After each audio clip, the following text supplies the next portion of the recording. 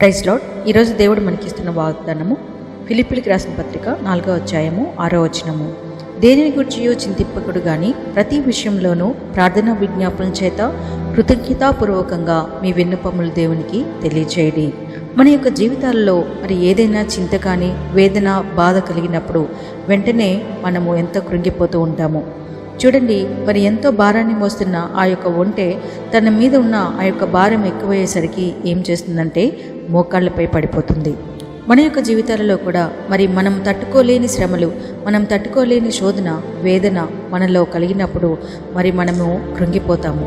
అయితే ఇటువంటి పరిస్థితుల్లో కృంగిపోయి మరి వేదన పడుతూ జీవించటం కంటే మరి ఆ యొక్క ఒంటె ఏ రీతిగా అయితే మోకాళ్ళపై పడుతుందో మనము కూడా దేవుని సన్నిధిలో మోకరించినట్లయితే దేవుడు మన చింత యావత్తుని కూడా తీసివేస్తానంటున్నాడు.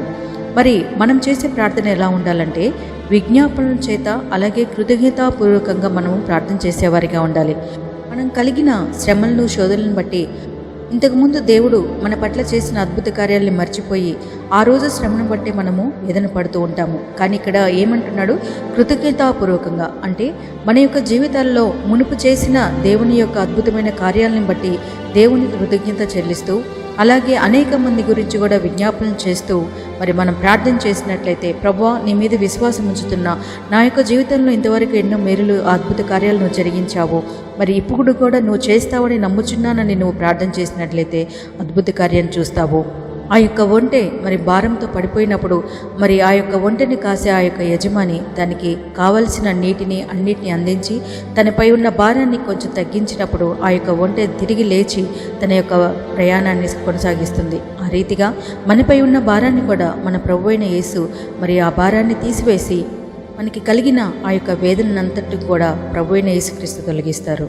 కాబట్టి మరి మనము కూడా శ్రమ రాగానే కృంగిపోయి మరి వేదన పడటం కాదు, కానీ దేవుని సన్నిధిలో మోకరించి మనం ప్రార్థన చేసినట్లయితే దేవుడు తప్పకుండా నీ యొక్క ప్రార్థన ఆలకించి నీకు సహాయం చేయబడిగా ఉన్నాడు.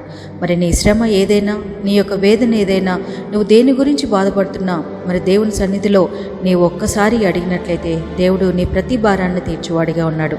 మరి దేవుని దగ్గర మనం అడిగి మన భారాన్ని తొలగించుకుందామా? ఈ వాక్యం దేవుడు దీవించిన గాక. ఆమేన్.